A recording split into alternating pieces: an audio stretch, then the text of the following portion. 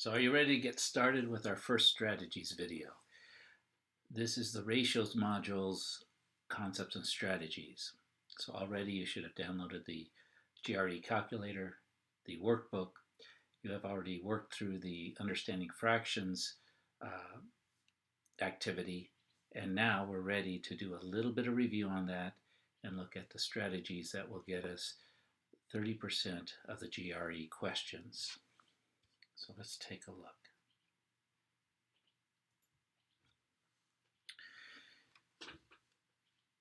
So again, I want to highlight that in this module, we're going to be dealing with 30% of the GRE questions, which as you master these techniques will guarantee you a minimum scale score of 142. Remember, the base starts at 130. If you get 0 to 2 questions right, you're going to have about 130. What you want to do is get above that. 140 is about where a respectable score starts, and we're going to, throughout this course, build it higher and higher. But with these concepts, completely mastering just about 3 to 4 different techniques, we're going to get you to that 142 quantitative reasoning score.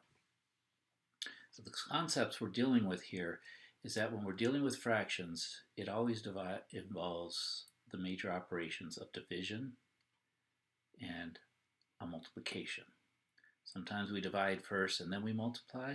Other times when we're solving things for an unknown, we will multiply first and then divide.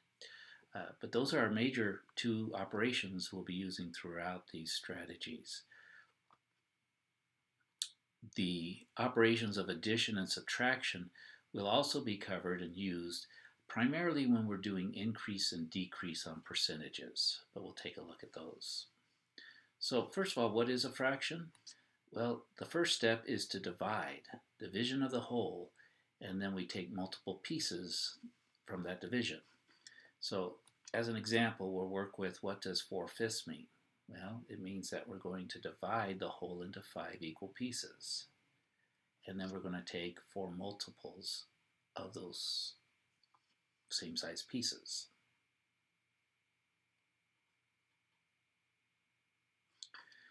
So we're going to first try to do our best to get about 1/5. Remember, that's a little bit harder to do than to divide it in half or thirds. So that's about 1/5. If that's 1/5, that looks like maybe another 1/5 there. And then if that's 1/5 about here, and the final piece should go about here.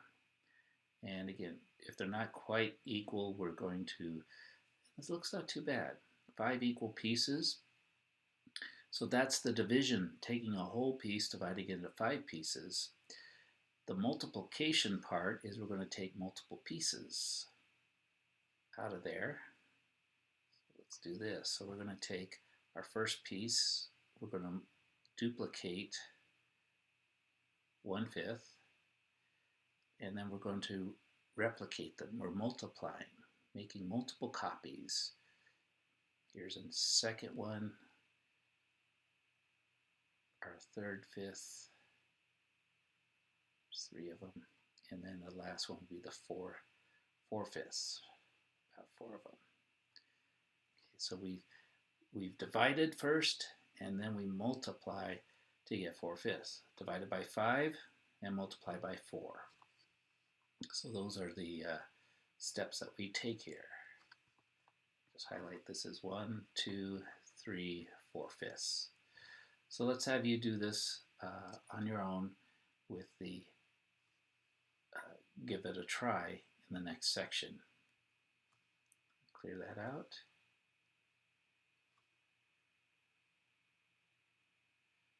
Move this up.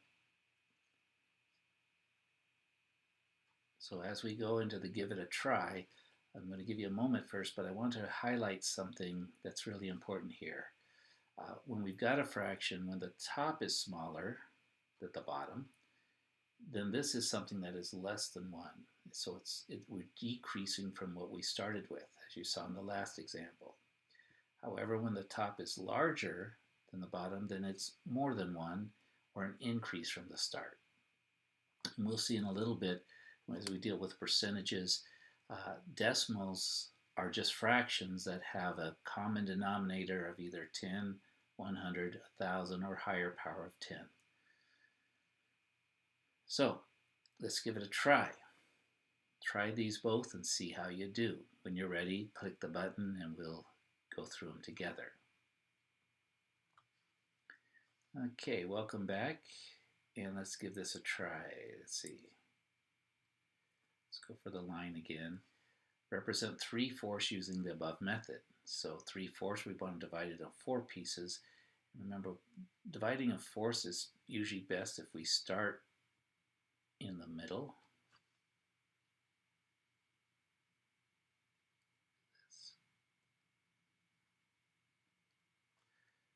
If we start about halfway, dividing it in half, and then we divide each of the halves in half, that's usually the easiest way to get a fourth.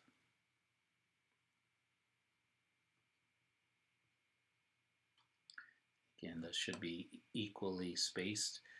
And then what we do is the multiplication part. Again, you could just sort of shade in what you have, but I want to emphasize that there's always a multiplication part. There's a division part of fractions, and then there is a multiplication. So now we're multiplying by 3. We're getting 3 of each of these pieces. And as we do this, we're also going to emphasize that what we end up with is less than what we started with. Because 3 is less than 4, we don't have a whole. We're less than 1. We have decreased from what we started with. And just remember, what we start with as a whole, it's 100%. We're going to see how that relates to the other questions. How'd you do on this one? Represent 5/4 using the above method. Again, very similar. We're going to divide it into fourths, which we start with dividing in half. And part of this method that we're using is this mindful math. We are using our mind as we physically go through this. We're giving our mind a chance to physically see what it means to make a fraction. We get a concrete representation. And as we do this over and over, we are making it deep and making it our own. Okay, so there's the fourths. We want to take 5 of them now. So again, I'll come here and get my tool to make rectangles. So we make 1 copy. We multiply by a second copy. So another fourth. And another. So there's 3/4. There's 4/4. And finally, here's 5/4. Notice, that's about right. We have more than what we started with. 1, 2, 3, 4, 5. We have more than the whole, more than 100%. And we're going to see how that relates to questions as well. Just picking up these basic concepts concretely is going to help you solve a lot of GRE type questions. Okay, so far so good? I hope so. Good. Let's clear off our screen here. So you gave that one a try.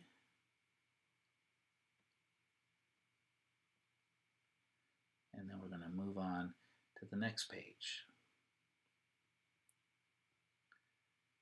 Okay, and we're going to discuss what is a proportion. So notice we're building from this understanding of what a fraction is. It's a division of the whole, and then multiple pieces. That's part of it. What a proportion is when one fraction equals a multiple of another fraction. So notice I'm multiplying the fraction that I started with by some constant number. I call it k. It can be a whole number like 3, 4, 5, 6, 2, whatever. Or it can be decimals. It could be partial. It could be 3.2. Whatever it is that it is the same. I'm multiplying by the same in the top as the bottom. That's what's making the fractions what we call equivalent. Okay, so example, 4/5 is equal to 12/15. And this is the reason is because if you took 4 times 3 over here, you get the 12. And if you take 3 times 5, you get 15. So you've multiplied both by a common number. And these are equivalent. And we did some of this, we took a look at some of these fractions in the earlier activity. Well, what I want to focus on is what happens when we cross multiply the fractions. So what does that mean? It means I cross multiply from 4 to 15. So I take 4 times 15, and then I cross multiply the other way, 5 times 12. I'm going to put this equal sign because that's what we've done. We've crossed over there, 5 times 12. And again, if you're not quite sure, I always like to confirm with the calculator. 4, and it gives you practice with using the GRE calculator too, because this is what's going to be at your disposal. 4 times 15 is 60, and while we're at it, let's do 5 times 12. You'll see that it is also 60. It's also 60. Okay, come back here. So we get 60 equals 60. This will always work. Okay. Now we may have spotted this one as equivalent fractions, but if we don't spot them, if we cross multiply, we can make sure whether or not two fractions are equivalent, are the same thing. Where this works for us is that we can solve many problems with an unknown value if we are told that they are proportional, that they're basically two fractions that are equal to each other, but one of the numbers is unknown. So I'm going to take this first example. See, 4/5 equals 12/15. So we know that this x should be 15, right? Hopefully. And then what we're going to do is we're going to come up with a method that will work and show us that we're going to end up with x equals 15. And then we're going to apply it to some others that are not as obvious. So the method we're going to use is we're going to use this cross multiply, 12 times 5. So we're going to do the cross multiplication. We're going to enter in our calculators 12 times 5, and I'll use just the dot instead of the x.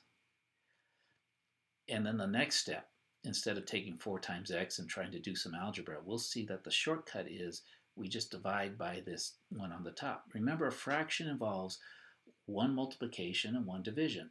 We were starting with division and then multiplying, and in this case, since we're solving, we start with the multiplication and then we divide.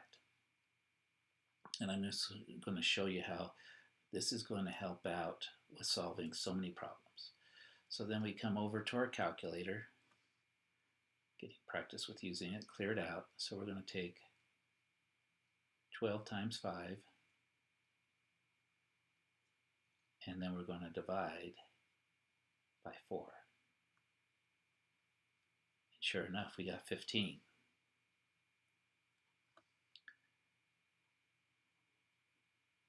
So the missing number is 15.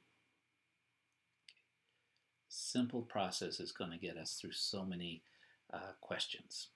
Okay, so these next one, try the process on your own. When you're ready, just click the button and I will work through them with you as well. Okay, let's take a look at how to work these problems. So again, it doesn't matter where the x is. We cross multiply the two that are, when I was growing up, we call this kitty corner, across from each other. I'm not quite sure why they call it kitty corner, but there it is, kitty corner, across from each other, the diagonals. So we're going to take 33 times 6, and then we're going to divide by the sort of odd one out, the one that's not a diagonal of these two. Then we'll divide by 11. And let's do this with the calculator. 30, so let's clear. 33 times 6 divided by 11. That's 18.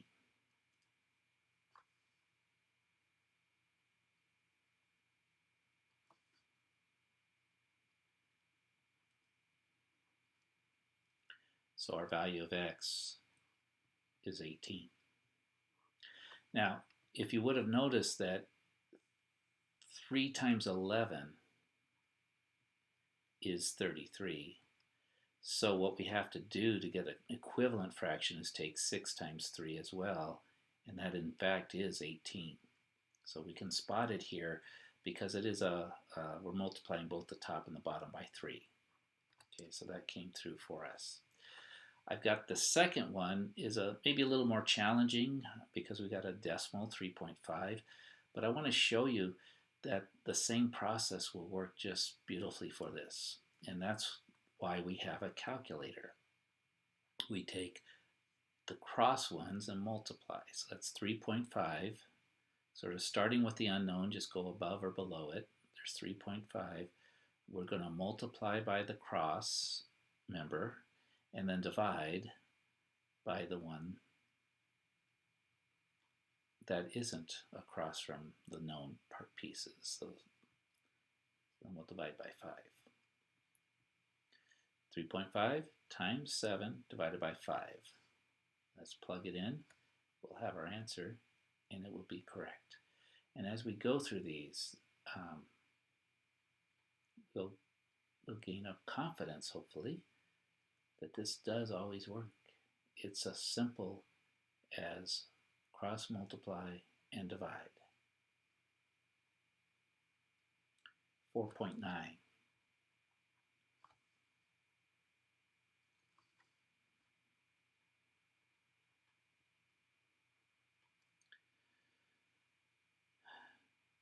So again, it was the common factor is not clearly visible,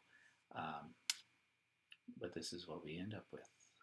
This would be our answer to a word problem question. As long as we can set up the proportion, we can get there.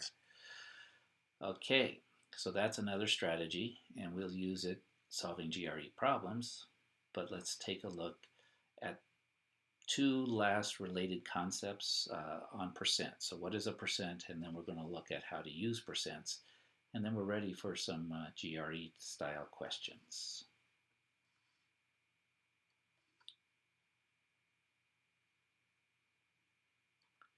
So our question here, what is a percent? Well, if you notice, it really is just a proportion, but what ends up happening that's really cool with percents is that we fix one of the denominators. One of the bottoms of the fractions will always be 100. That's what a percent means, per 100, if you will speak Latin, which I don't, but we pick up a few words because there's enough of them in there. The percentage would be on top of here, so it's a ratio, it's a fraction.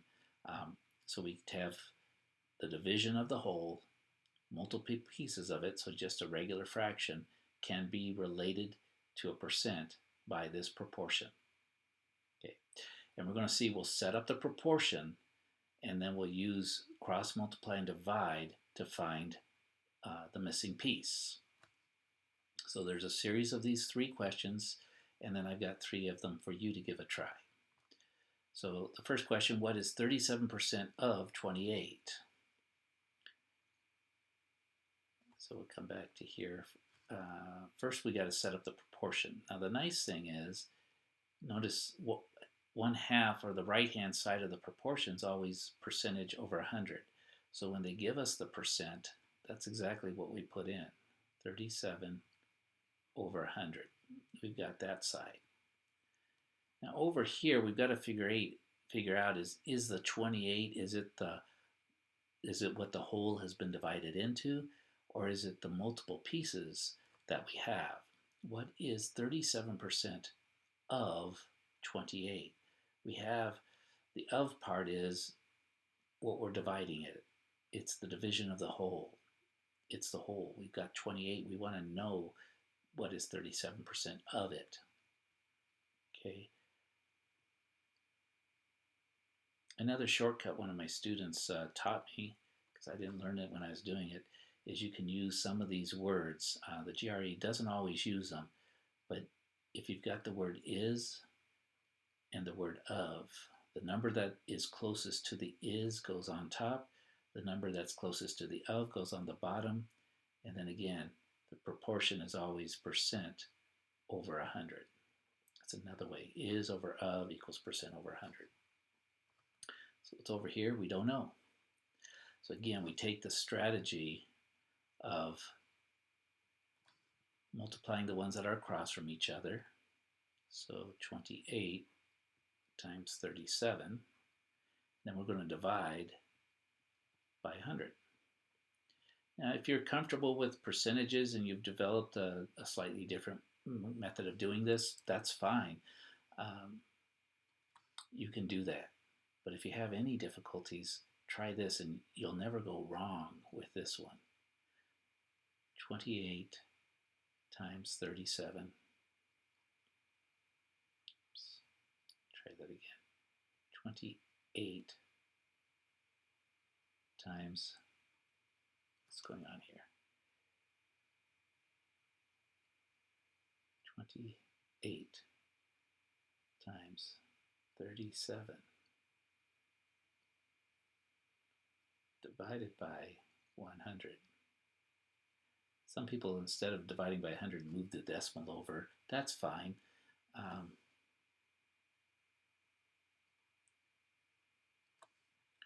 So this becomes equal to 10.36. Now that is not a percent. That is what goes on the top.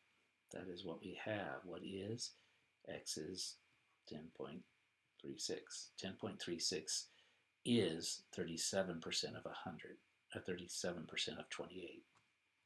Another way you could kind of test this is watch what happens when we take 10.36 and we divide it by 28.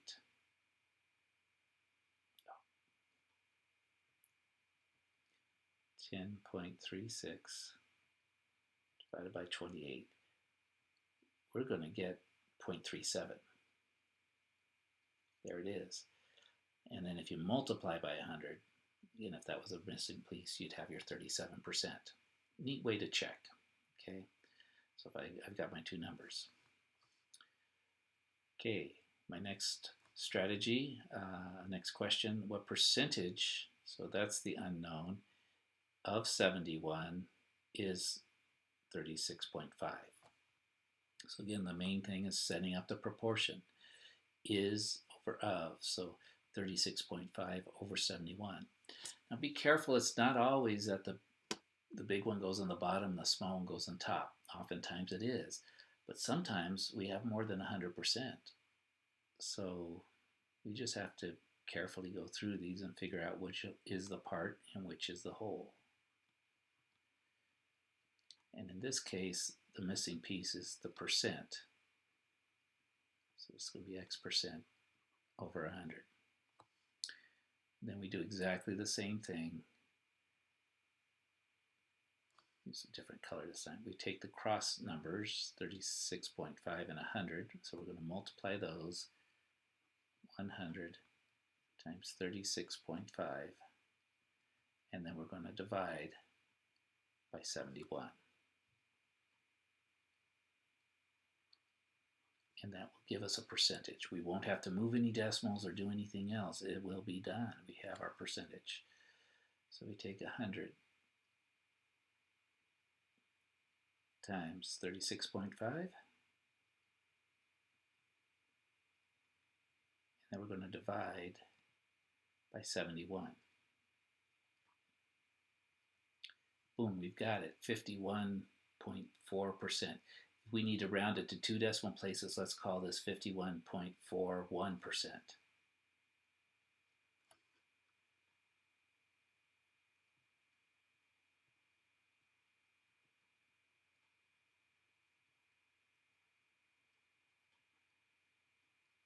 So there's our answer to that one, what percentage directly.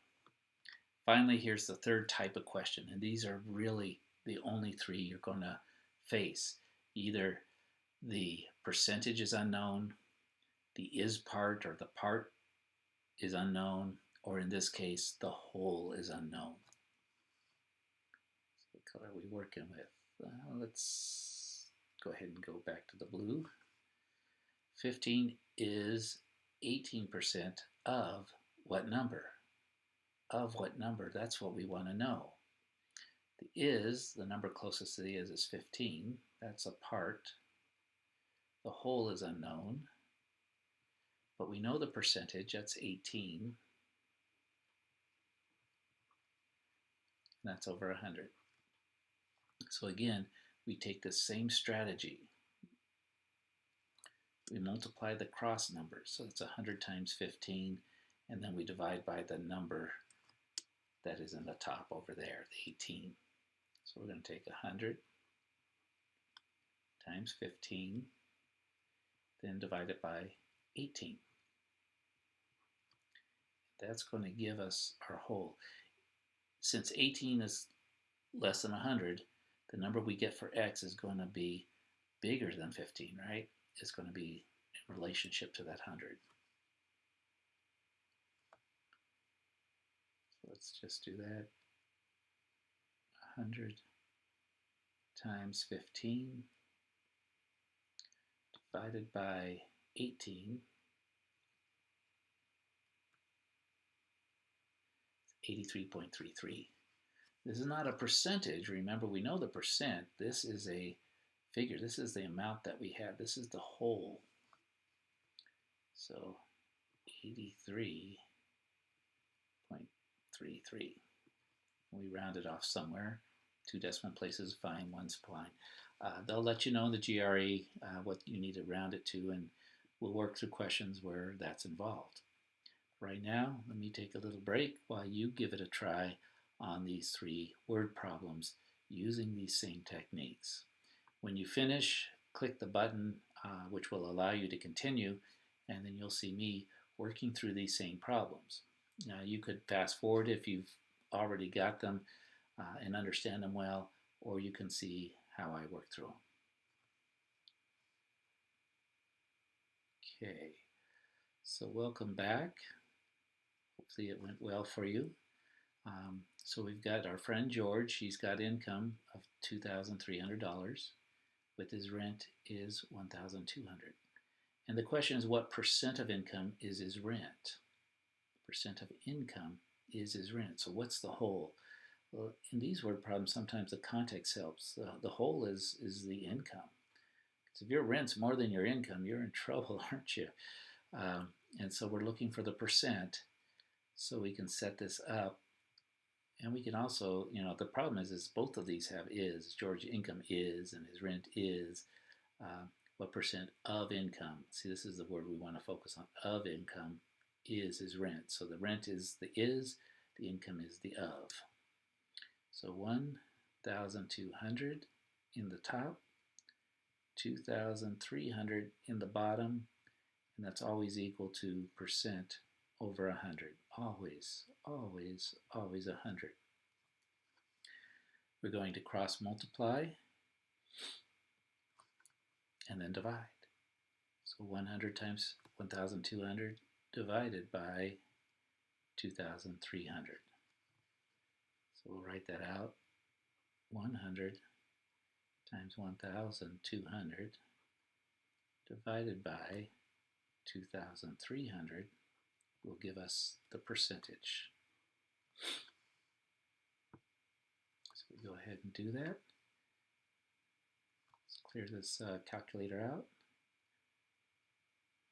100 times 1,200 divided by 2,300. Now, a lot of people are going to tell you don't use the calculator, don't use it at all, but I think it's valuable in many settings, including this one. So it's 52.17. Let's go to 2 decimal places, whatever they need. And again, this is a percentage because that's what we were asking for. And you'll see in the GRE questions we'll use this same approach. The is divided by the of times 100. Now we might take some shortcuts with it, uh, but this process of the proportion always works. George pays 17% of his income, 2,300, same income, for food. How much does he pay for food? So food must be the part because we've got a percentage and we've got a total. So we've got 17%. We always know that goes over 100. Percentages are always over 100. And then we just got to figure out if we've got a part or a whole. Well, the food is up here, so we'll just put that as an X. The whole is the income, 2,300. And we do the same thing. Cross multiply and divide. It's just we don't have to worry about which way. It's just the two that are across we multiply, then we divide by the odd one out. So we're going to start with 2,300 times 17 divided by 100. And again, I want you to naturally come up with your own shortcuts. I don't want to force anything on you before you're ready. And maybe you're never going to be ready. That's fine. This will always work. So why, you got something that works, why worry about it? Just use what works. If you get some shortcuts, that's great. So we take 2,300. We're going to multiply that times 17. And then we're going to divide that by 100. And we got 391.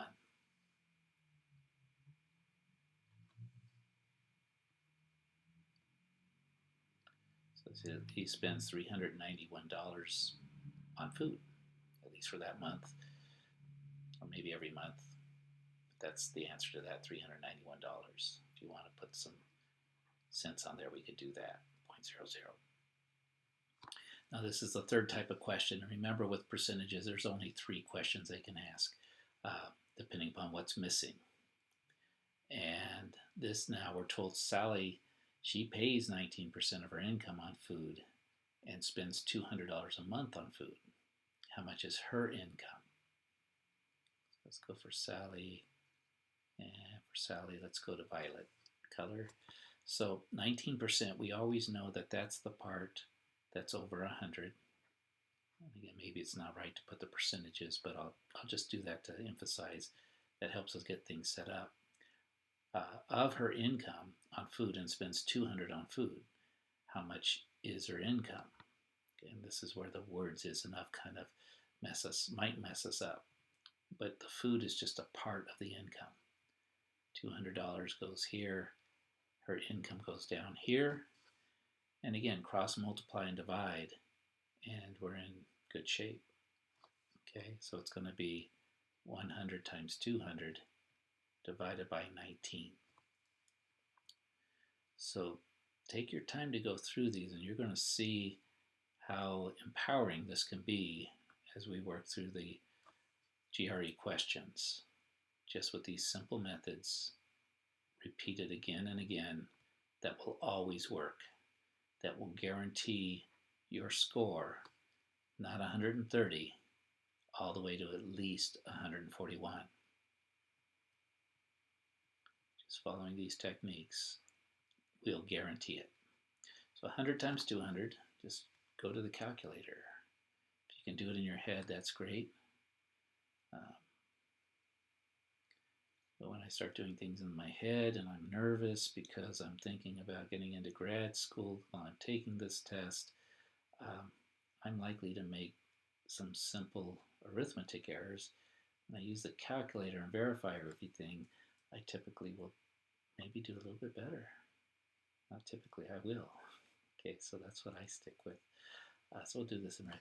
So she makes 1,052. And you could just do $52.63. So that's her income. That's so good.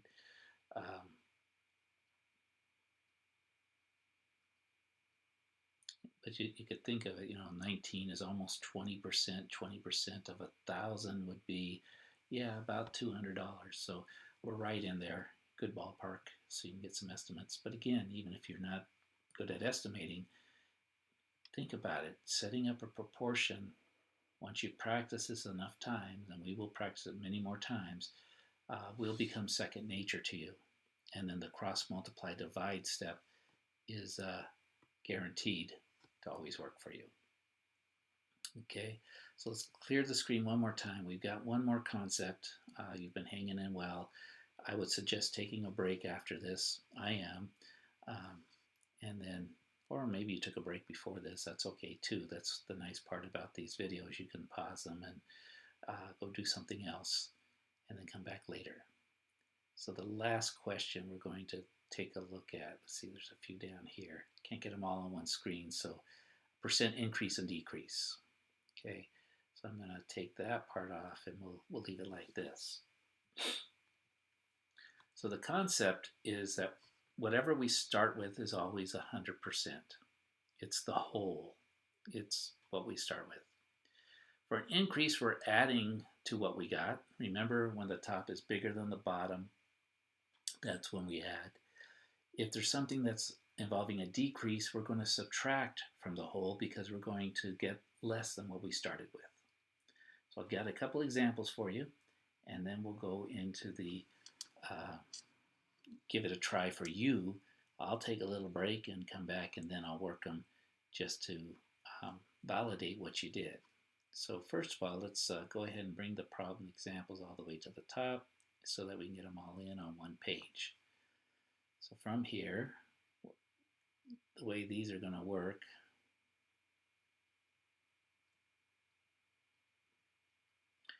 so price is increased by 15%. So we start with the price is 100%. We're adding 15 more percent of the price, so we're getting 115% of the price. What you'll see is you'll take this percentage, divide it by 100,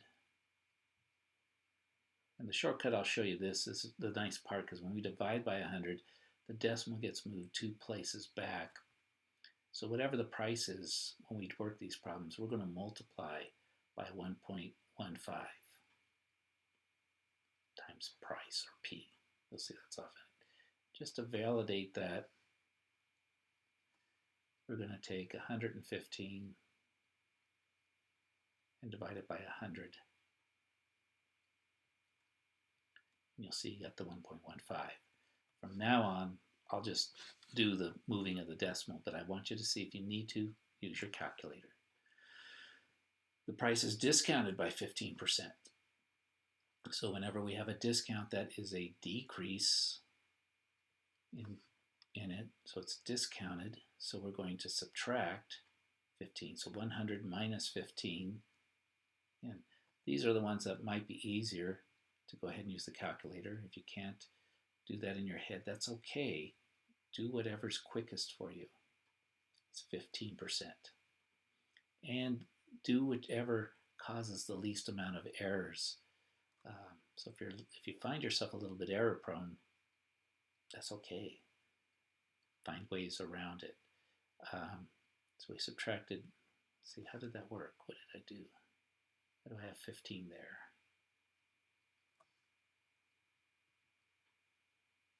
I should have taken 100. Maybe I didn't finish off the problem. Minus 15 equals 85%. And again, 85%, what that means is we're going to get the actual mathematical part, that number that we're going to work with, we move the decimal over 2 places. So that's going to get represented by 0.85 times whatever number the price is. Okay, 15% decrease. So you'll get good at looking at decreases and increases, all based off of the starting at 100%. This is always how it's going to work. Got a couple problems for you to give a try. Give it your best shot, and when you're ready, after you've worked these problems, click the button and I will finish them up as well, so you can validate your answers and your process. Okay, so let's see. Let's go with green again. Prices increased by 10%. So I've got 100 of the price plus 10%. I'll just do a short of the price. So that's going to be 110% of the price, which in turn, if I turn this into a number to do a calculation, I divide it by 100, that's going to be 1.10 times the price. So if we increase by 20%, we're going to add 20% of the price. 120% of the price. 1.2 of the price. Notice I dropped the last zero. You can leave it on if you'd like or take it off. I just want to sort of emphasize as we go through. Prices increased by 37%. Not a nice whole number, but that's a whole number, but not a 10, 20, 30 type deal. So what do? We take 100% plus 37% of the price. That gives us 137% of the price. When we do the math, it's going to be 1.37 times the price. Okay. So as you walk through these, hopefully it's sinking in deeper and deeper, becoming second nature to you, increased by 63%. So we simply add 63%. 100% plus 63% of the price is 163% of the price, which, turning that to a decimal, move the decimal over 2 places, or divide by 100, both do the same thing, 0.63 times the price. When we have a decrease, what do? We subtract. So we're going to decrease by 10%, so 100% minus 10% of the price. Be careful here. I was almost going to say 110, but no, it's 100 minus 10 is going to be 90%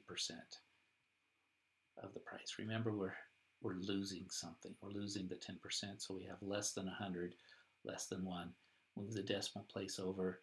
And a lot of times we put a leading zero, so 0.90 if you'd like, for the 90% times the price.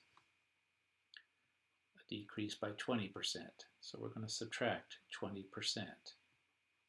of the price.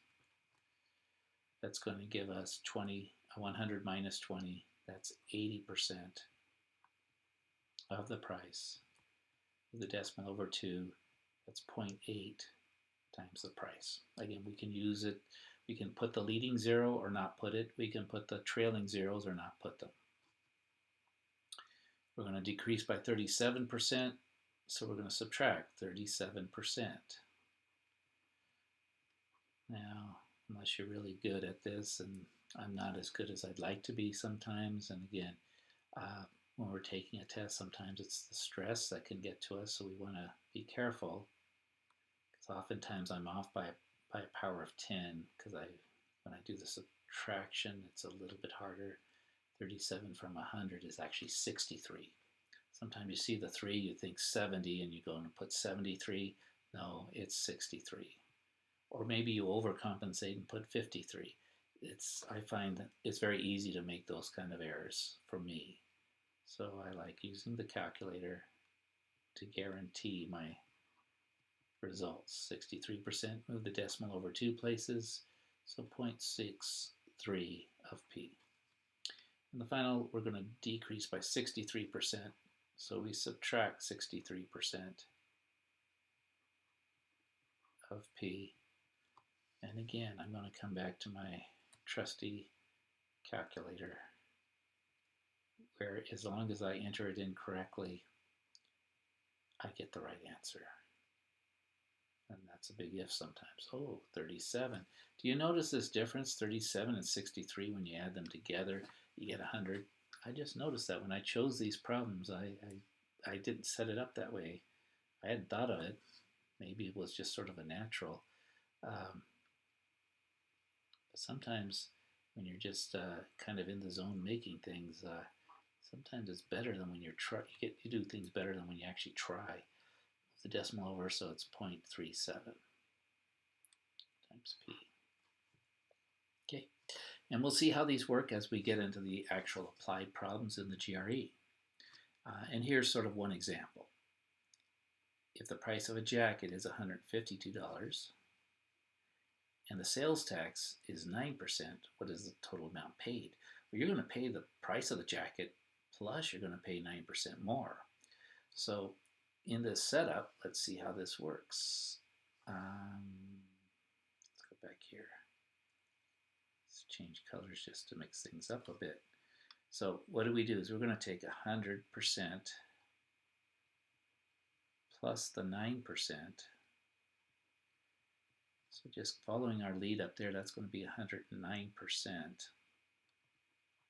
Turning it to a decimal, that's 1.09. And what does that get multiplied by? The price, 152. So the price is 152 times 1.09. That's the full price of the jacket plus the sales tax on the jacket that we've done this way. But the calculation's just one step instead of having to do two calculations and possibly miss the way that you carry things over.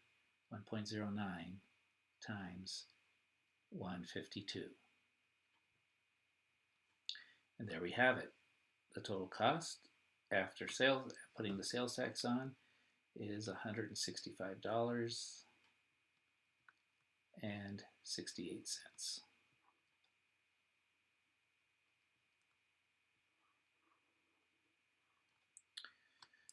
The last question, we have a $147 pair of shoes and it's on sale for 25% off. What is the price paid for the shoes before the sales tax? So we don't necessarily need to know how much we're saving because we're really not saving, we're spending. So the way we want to go about this one again is the price of the shoes is 100%. We're discounting them or taking away 25% of that price. 100 minus 25 is 75%. And again, following our lead up here, we move the decimal over. That gives us 0.75 times the price that we started with, which is 147. So we take the price times 0.75, and that will give us the sales price. Then if we're in a state that charges sales tax, we'd have to pay it. This question's not asking about that.